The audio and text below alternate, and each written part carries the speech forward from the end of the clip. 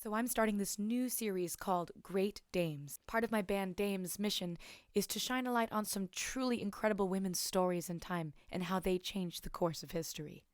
Women like Olympe de Gouges of the French Revolution. Born into a bourgeois or middle-class family, she was forced against her will to marry a man much, much older than she was, which was also very common back then.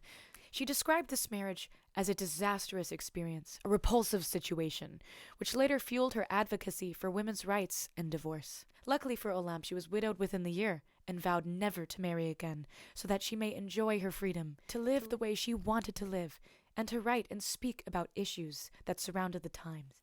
So she moved to Paris and began her career, a social reformer, writer, and playwright, who spoke up on issues for abolition, child labor laws, divorce, and of course, women's rights. Her 1791 pamphlet, The Declaration of Rights of Women, was a direct reply to the Declaration of Rights of Man, which had been written 2 years earlier, and that's what sparked the First French Revolution and the fall of the monarchy.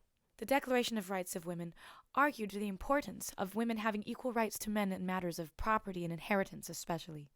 While yes, Olympe de Gouges was a revolutionary and believed that people had the right to govern and make policy, she aligned herself with the more moderate Girondins, who believed in compromise and a constitutional monarchy. The more moderate Girondins did not condone the brutality and the chaotic violence of the more radical Jacobins, who demanded the blood of royalists and nobility. The Jacobins, of course, were later responsible for the execution of up to 40,000 people in the coming years. By 1793, the divide grew more and more disparate, and not even the moderates were safe. With her centrist views and outspokenness and criticism of the Jacobins, Olympe de Gouges was seen as a threat and was later arrested, subject to mock trial, and unfortunately executed at the guillotine. She was the third woman to be executed, second, of course, Marie Antoinette herself, the first being Charlotte Corday. The interesting issue that I see a correlation with here is that both sides were reacting to each other with such extremity that those who found themselves in the middle, like Olympe de Gouges, were seen as enemies of both sides. The final words were, "Children of France, you will avenge my death." Not only was she advocating for the rights of women, but for abolition, and she advocated for reform on divorce, on child labor.